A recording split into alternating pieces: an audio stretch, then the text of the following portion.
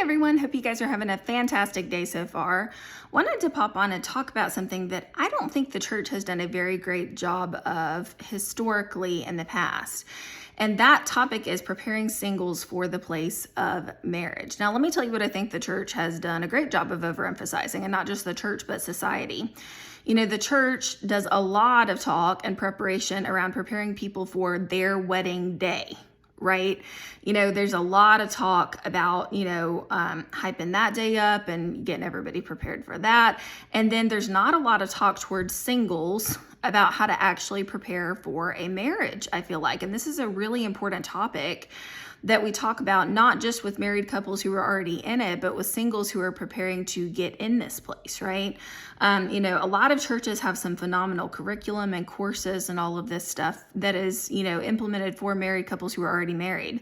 But, if you look statistically at the divorce rates, the divorce rates for the church are, pretty close, almost identical to that of the world. And so clearly something is not right, And I think that there's actually multiple factors that go into that conversation, but today I want to talk about just one of those, right? And I want to tell you guys today, your marriage and your life, when you say I do, when that wedding day happens, that is not the finish line in your life. That is just the starting place.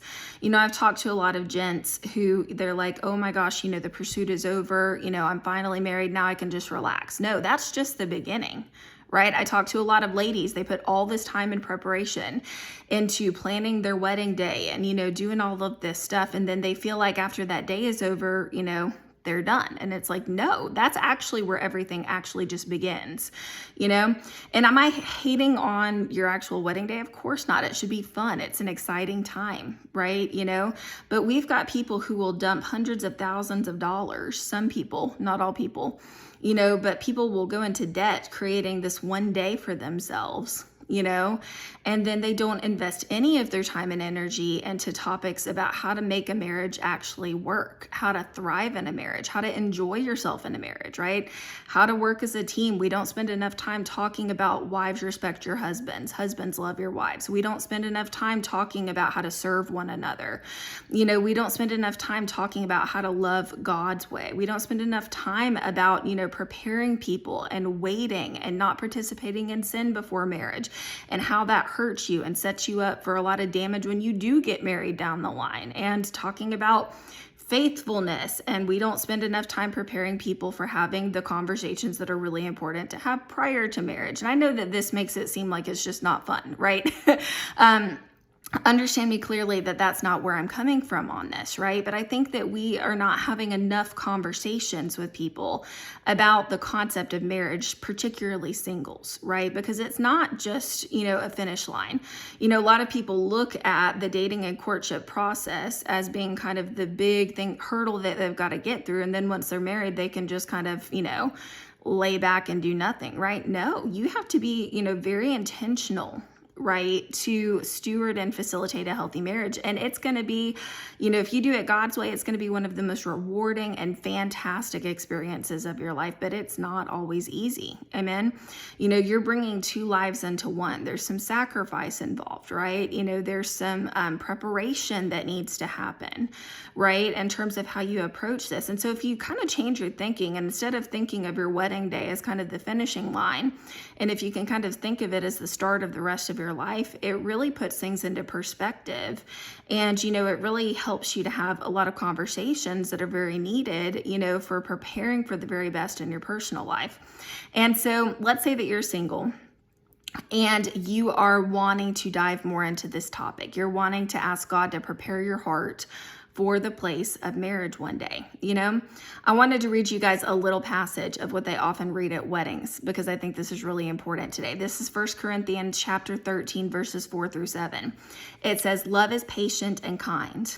Love does not envy or boast. It is not arrogant or rude. It does not insist on its own way. It is not irritable or resentful. It does not rejoice at wrongdoing, but rejoices with the truth. Love bears all things, believes all things, hopes all things, and endures all things." Amen.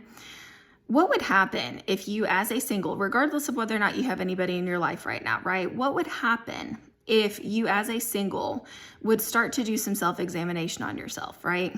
And go, okay, am I patient and kind? Am I envious or boastful in my personal life? Am I arrogant or rude to others? Particularly look at how you treat your family. Amen. A lot of times it's the people that we are the most comfortable around that we tend to get the most lax with, unfortunately, right? And so how do you treat those who are closest to you, right? Just because they're familiar doesn't mean that they don't still deserve our respect. Amen.